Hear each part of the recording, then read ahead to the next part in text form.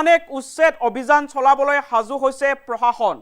এইবাৰ মেৰাপানীৰ ২ নং নেঘেৰি বিলত উচ্ছেদ চলাবলৈ প্ৰশাসন সম্পূৰ্ণৰূপে সাজু হৈছে। কিন্তু উচ্ছেদৰ পূৰ্বে এতিয়া বেদখলকাৰীক প্ৰশাসনে মাইক যোগে প্ৰদান কৰিছে শেষ সকিয়নি। কাইলৈৰ ভিতৰত বেদখলকাৰীক ঘৰ খালী কৰিবলৈ এতিয়া প্ৰশাসনৰ ফালৰ পৰা নিৰ্দেশ দিয়া হৈছে।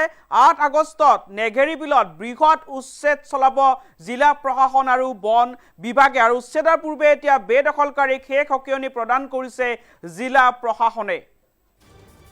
জনাইছো এটা গুৰুত্বপূৰ্ণ খবৰ, মেৰাপানীৰ ২ নং নেঘেৰি বিলত উচ্ছেদৰ বাবে সম্পূৰ্ণ সাজু হৈছে প্ৰশাসন। ৮ আগষ্টত নেঘেৰি বিলত বৃহৎ উচ্ছেদ চলাব জিলা প্ৰশাসন আৰু বন বিভাগে। কাইলৈৰ ভিতৰত ঘৰ বাৰী এৰি চৰকাৰী ভূমি খালী কৰাৰ নিৰ্দেশ দিছে এতিয়া প্ৰশাসনৰ ফালৰ পৰা। মাইক যোগে বেদখলকাৰীলৈ প্ৰশাসনে দিলে শেষ সকিয়নি। এটা গুৰুত্বপূৰ্ণ খবৰ, ৮ আগষ্টত নেঘেৰি বিলত চলিব প্ৰশাসনৰ উচ্ছেদ অভিযান। দয়া নাই ক্ষমা নাই নীতিৰে দৈয়াং বনাঞ্চল খালী কৰিবলৈ সাজু হৈছে প্ৰশাসন। বনাঞ্চল ধ্বংস কৰি অবৈধভাৱে সজা বাসগৃহত চলিব প্ৰশাসনৰ বুলডজাৰ। ঘৰ সজাৰ উপৰিও দখলীকৃত ভূমিত বেদখলকাৰীয়ে চলাইছিল ব্যৱসায়। বৃহৎ সংখ্যক আৰক্ষী বন বিভাগৰ লোকৰ টহল এতিয়া ২ নং নেঘেৰি বিলত। উচ্ছেদৰ পূৰ্বে এতিয়া শোকত ভাগি পৰিছে বেদখলকাৰীসকল। জনাইছো এটা গুৰুত্বপূৰ্ণ খবৰ, ৮ আগষ্টত মেৰাপানীৰ ২ নং নেঘেৰি বিলত উচ্ছেদ চলাবলৈ সাজু হৈছে প্ৰশাসন। ৮ আগষ্টৰ দিনটোত পুনৰ চলিব প্ৰশাসনৰ বুলডজাৰ। অবৈধ বেদখলকাৰীৰ বাসগৃহত এতিয়া প্ৰশাসনে হাতোৰা মাৰিবলৈ সাজু হৈছে। আৰু আজিৰ দিনটোত মাইক যোগে প্ৰশাসনে বেদখলকাৰীক শেষ সকিয়নি প্ৰদান কৰিছে। কাইলৈৰ ভিতৰত ঘৰ বাৰী এৰি বেদখলকাৰীক আঁতৰি যাবলৈ এতিয়া নিৰ্দেশনা দিছে প্ৰশাসনে। প্ৰশাসনৰ ফালৰ পৰা এতিয়া বেদখলকাৰীলৈ শেষ সকিয়নি প্ৰদান কৰা হৈছে। দয়া নাই ক্ষমা নাই নীতিৰে দৈয়াং বনাঞ্চল খালী কৰিবলৈ সাজু হৈছে প্ৰশাসন। আৰু কাইলৈৰ ভিতৰত এতিয়া অবৈধ বেদখলকাৰীক ঘৰ খালী কৰি আঁতৰি যাবলৈ এতিয়া প্ৰশাসনৰ ফালৰ পৰা শেষ সকিয়নি প্ৰদান কৰিছে।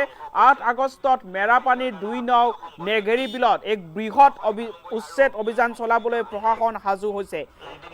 কাইলৈৰ ভিতৰত বেদখলকাৰীক ঘৰ বাৰী এৰি চৰকাৰী ভূমি খালী কৰাৰ এতিয়া প্ৰশাসনৰ ফালৰ পৰা নিৰ্দেশ দিয়া হৈছে। মাইক যোগে বেদখলকাৰীলৈ প্ৰশাসনে দিলে শেষ সকিয়নি। দয়া নাই ক্ষমা নাই নীতিৰে দৈয়াং বনাঞ্চল খালী কৰিবলৈ এতিয়া প্ৰশাসন সম্পূৰ্ণৰূপে সাজু হৈছে। বনাঞ্চল ধ্বংস কৰি অবৈধভাৱে সজা বাসগৃহত পুনৰ চলিব প্ৰশাসনৰ বুলডজাৰ। ঘৰ সজাৰ উপৰিও দখলীকৃত ভূমিত বেদখলকাৰীয়ে চলাইছিল ব্যৱসায়। বৃহৎ সংখ্যক আৰক্ষী উপস্থিত হৈছে, বন বিভাগৰ লোক উপস্থিত হৈছে। আৰু দেখিবলৈ পোৱা গৈছে এতিয়া ২ নং নেঘেৰি বিলত আৰক্ষী আৰু বন বিভাগৰ লোকে টহল দিয়া দেখিবলৈ পোৱা গৈছে। অৰ্থাৎ অহাকালিৰ ভিতৰত সকলো বয় বস্তু খালী কৰিবৰ বাবে শেষবাৰৰ বাবে আপোনালোকক নিৰ্দেশ দিয়া হ'ল। এই জাননী অনুসৰি নিৰ্ধাৰিত সময়ৰ ভিতৰত বনাঞ্চল খালী নকৰিলে অসম বন বিধি ১৮৯১ অনুসৰি বন সংৰক্ষণ আৰু উন্নয়নৰ স্বাৰ্থত উচ্ছেদৰ কাৰ্যসূচী গ্ৰহণ কৰা হ'ব। এই উচ্ছেদৰ সময়ত আপোনাৰ হ'ব পৰা যিকোনো ক্ষতিৰ বাবে বন বিভাগৰ ফালৰ পৰা কোনো দায়ী নহয়। দৈয়াং সংৰক্ষিত বনাঞ্চল এলেকাত অবৈধভাৱে প্ৰৱেশ কৰি বনাঞ্চল কাটি গৃহ নিৰ্মাণ কৰি তামোল আদি ব্যৱসায়িক গছপুলি ৰোপণ, পুখুৰী খনন, দোকান আদি নিৰ্মাণ, বনভূমি ক্ষতি কৰি কৃষিভূমিলৈ ৰূপান্তৰ আদি কাৰ্যৰ জৰিয়তে বন সম্পদ ধ্বংস কৰিছে। এই কাৰ্যৰ দ্বাৰা আপুনি অসম বন বিধি ১৮৯১ আৰু ইয়াৰ সংশোধিত আইন এক্ট 1995 ৰ দ্বাৰা ২৪ আৰু ধাৰা ২৫ সম্পূৰ্ণ উলংঘন কৰিছে। সংৰক্ষিত বনাঞ্চল অনুমতি নোহোৱাকৈ জংঘল মুকলি কৰি আইনগতভাৱে দখলীয়তা আৰু এনেদৰে এতিয়া বেদখলকাৰীক শেষ সকিয়নি প্ৰদান কৰিছে প্ৰশাসনে। দয়া নাই ক্ষমা নাই নীতিৰে দৈয়াং বনাঞ্চল খালী কৰিবলৈ এতিয়া প্ৰশাসন সাজু হৈছে। বনাঞ্চল ধ্বংস কৰি অবৈধভাৱে সজা বাসগৃহত পুনৰ চলিব প্ৰশাসনৰ বুলডজাৰ। এইবাৰ মেৰাপানীৰ ২ নং নেঘেৰি বিলত ৮ আগষ্টত উচ্ছেদ চলাবলৈ প্ৰশাসন সাজু হৈছে। উচ্ছেদৰ পূৰ্বে এতিয়া এনেদৰে দেখিবলৈ পোৱা গৈছে বেদখলকাৰীসকল কান্দোনত ভাঙি পৰিছে। বেদখলকাৰীৰ মাজত এতিয়া কান্দোনৰ ৰোল উঠা দেখিবলৈ পোৱা গৈছে।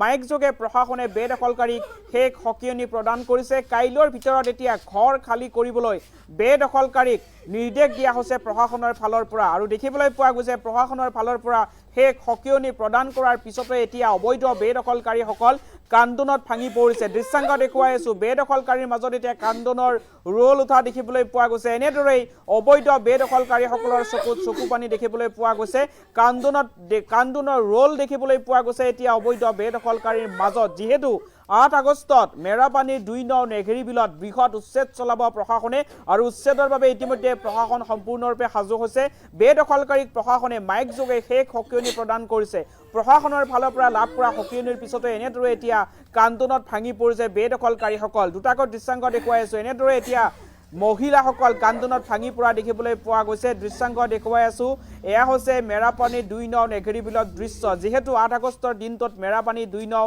নেঘেৰি বিলত প্ৰশাসনৰ উচ্ছেদ অভিযান চলিব গতিকে উচ্ছেদৰ পূৰ্বে বেদখলকাৰীক আজিৰ দিনটোত প্ৰশাসনে শেষ সকিয়নি প্ৰদান কৰিছে আৰু তাৰ মাজতে এনেদৰে বেদখলকাৰীসকলে কান্দোনত ভাঙি পৰা দেখিবলৈ পোৱা গৈছে মেৰাপানীৰ 2 নং নেঘেৰি বিলত এইবাৰ উচ্ছেদ চলাবলৈ প্ৰশাসন সম্পূৰ্ণৰূপে সাজু হৈছে 8 আগষ্টত নেঘেৰি বিলত চলিব বৃহৎ উচ্ছেদ অভিযান ইতিমধ্যে আৰক্ষী সাজু হৈছে প্ৰশাসন সাজু হৈছে আৰু কাইলৰ ভিতৰত এতিয়া ঘৰ বাৰী এৰি চৰকাৰী ভূমি খালী কৰাৰ নিৰ্দেশ দিছে বেদখলকাৰীক ইতিমধ্যে প্ৰশাসনে মাইক যোগে বেদখলকাৰীক শেষ সকিয়নি প্ৰদান কৰিছে আৰু তাৰ পিছতে এনেদৰে বেদখলকাৰীসকল কান্দোনত ভাঙি পৰা দেখিবলৈ পোৱা গৈছে অবৈধ বেদখলকাৰী পৰিয়ালৰ মাজত এতিয়া উঠিছে কান্দোনৰ ৰোল দয়া নাই ক্ষমা নাই নীতিৰে দয়াং বনাঞ্চল খালী কৰিবলৈ প্ৰশাসন সাজু হৈছে আৰু কাইলৰ ভিতৰত এতিয়া অবৈধ বেদখলকাৰীক ঘৰ দুৱাৰ খালী কৰি চৰকাৰী ভূমি এৰি যাবলৈ মাইক যোগে প্ৰশাসনে শেষ সকিয়নি প্ৰদান কৰিছে আৰু তাৰ পিছতে এনেদৰে প্ৰশাসনৰ সকিয়নি লাভ কৰাৰ পিছতে অবৈধ বেদখলকাৰীৰ মাজত এনেদৰে কান্দোনৰ ৰোল উঠা দেখিবলৈ পোৱা গৈছে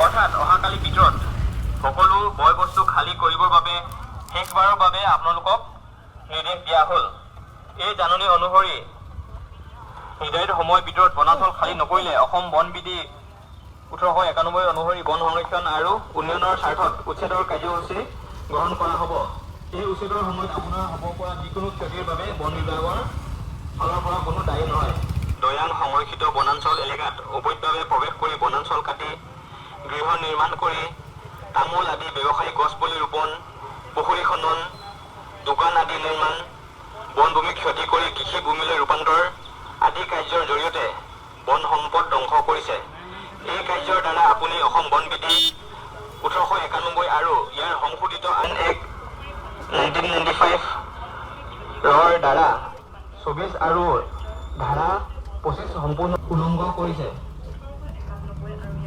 সংৰক্ষিত বনাঞ্চল অনুমতি নোহোৱাকৈ জংঘল মুকলি কৰি আইনগতভাৱে দখলীয় কাম